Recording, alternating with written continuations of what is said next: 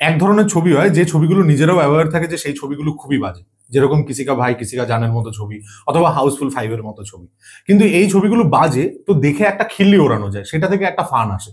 কিন্তু সবচেয়ে খারাপ অভিজ্ঞতা তখন হয় যখন ছবিটাও বাজে এবং টোনটাও খুব সিরিয়াস, যে আমি কোনো খিল্লি ওড়াতে পারছি না। তখন মনে হয় কেউ হাত পা বেঁধে হলের মধ্যে আটকে দিয়েছে, কারণ রিভিউ তো দিতেই হবে, তাই ছবিটা আমায় শেষ করতে হবে। তো মালিক হচ্ছে গিয়ে সেরকম একটা ছবি।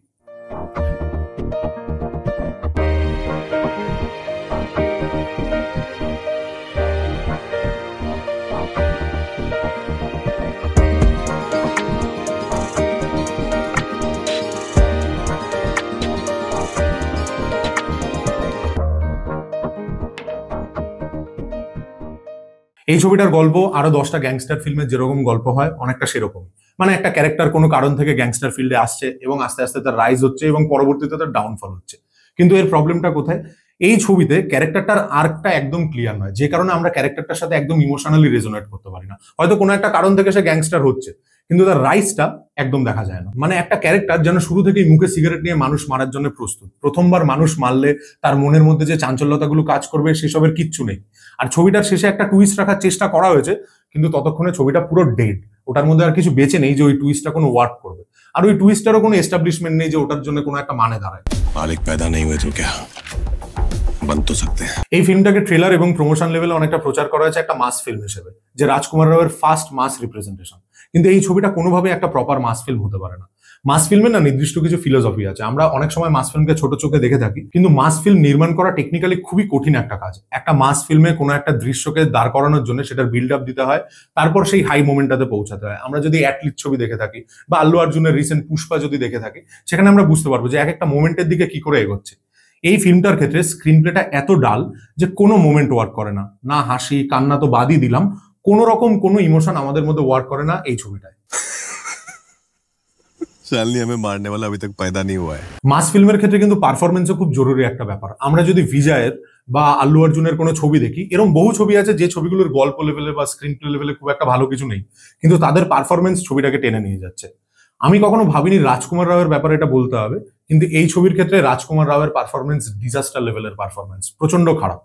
আমরা অন্যান্য রাজকুমার রাওয়ের যে সমস্ত ছবি দেখি, সেটা স্ত্রী 2 হোক, বারেলি কি বারফি হোক, এই ধরনের ছবিগুলোতে তার যে টোন, অলমোস্ট সেরকমই একটা টোন। জাস্ট এখানে চাপ দাঁড়িয়ে আছে, মুখের মধ্যে একটা সিগারেট আছে এবং সে রেগে আছে বলে কোনো এক্সপ্রেশন দিচ্ছে না। প্রচন্ড বাজে লাগে রাজকুমার রাওকে। এছাড়া এই ছবিতে অ্যান্টাগনিস্টের ছড়াছড়ি, সৌরভ শুক্লা, সৌরভ সাসদেবা, সোয়ানন্দ কিরকিরে, প্রসেনজিৎ চ্যাটার্জি, এরা সবাই এই ফিল্মে অ্যান্টাগনিস্ট হিসেবে আছে এবং এটা কিন্তু কোনো স্পয়লার নয়, ট্রেলারে এটা দেওয়া আছে। কিন্তু এখানে সবার পারফরমেন্স বাজে এবং কোনো অ্যান্টাগনিস্টকে প্রপারলি এস্টাবলিশ করা হয় না। এবার যে মাস ছবির ক্ষেত্রে অ্যান্টাগনিস্টকে প্রপারলি এস্টাবলিশ করা হবে না, সেখানে হিরোর প্রতিও আমাদের কোনো সিম্প্যাথি জন্মাবে না। আর সৌরভ শুক্লার পারফরমেন্স দেখলে মনে হয় লাস্ট কিছু ছবিতে ঠিক যেরকম পারফরমেন্স দেখেছি, সেম রিপিটেটিভ একই রকম মনোটোনাস টোনে ডায়লগ ডেলিভারি, একই রকম পারফরমেন্স। একমাত্র বুম্বাদার একটু স্পার্ক করার জায়গা ছিল, বহুদিন বাদে বুম্বাদাকে একটু গাল নাড়াতে দেখলাম রাগে, যেরকম সূর্য, শিবা এই সমস্ত ছবিতে দেখতাম। Why do you need to talk in Bengali? Oh, sorry. He also didn't get any space to perform, so Bumbada is also wasted in this film. আর মানসী চিল্লার जैसा रोल मिला है उसे और उसमें भी हक दिए।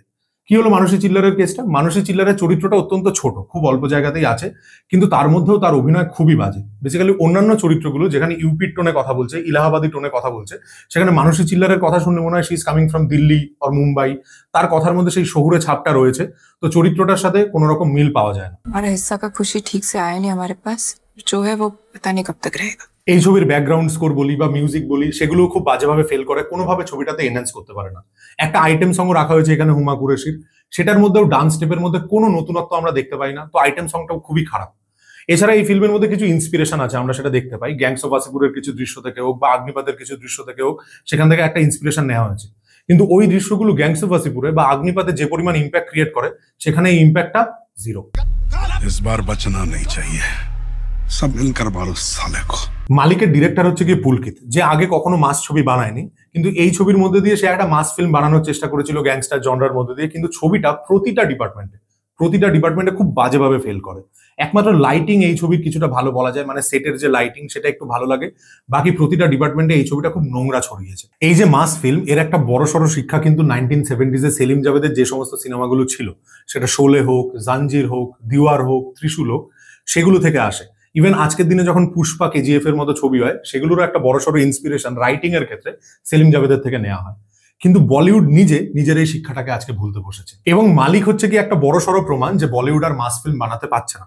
কিন্তু কেন এই ব্যাপারটা হচ্ছে? কারণ তাদের লেখা, তাদের স্ক্রিন প্লে বা হিরোর প্রেজেন্টেশন কোনোটাই অডিয়েন্সের সাথে রেজোনেট করতে পারছে না। নেক্সট যদি বলিউড কোনো মাস ফিল্ম বানানোর দিকে এগোয়, তাদেরকে এই বিষয়গুলো মাথায় রাখতে হবে যে একটা স্ক্রিন প্লে মাস ফিল্মের কি করে তৈরি করতে হয়, একটা হিরোকে কি করে প্রেজেন্ট করা যায়, সেখানের মিউজিক, সেখানের অ্যান্টাগনিস্ট কি করে একটা মাস ফিল্মকে এনহ্যান্স করতে পারে। এই বিষয়গুলো মাথায় রাখলে একটা প্রপার মাস ফিল্ম বানানো সম্ভব। আদারওয়াইজ সমস্ত প্রজেক্ট এই মালিকের মতোই হবে। विधायक का कुर्सी ना जिंदगी भर चबूतरा पे चिपका नहीं रहेगा, और रहेगा भी तो चबूतरा काट के निकालना आता है हमको। এই ছিল আমার মালিক দেখার এক্সপিরিয়েন্স। আমাদের ভিডিওগুলো যদি আপনাদের ভালো লাগে তাহলে অবশ্যই লাইক করবেন, শেয়ার করবেন, কিছু মানুষের কাছে পৌঁছে দেবেন। আর আপনারা যদি নিজেরা এই ছবিটা দেখে থাকেন তাহলে আপনাদের কি অভিজ্ঞতা সেটা কমেন্ট সেকশনে জানান, এবং এরকম আরো ভিডিও পেতে চ্যানেলটাকে সাবস্ক্রাইব করুন। টাটা।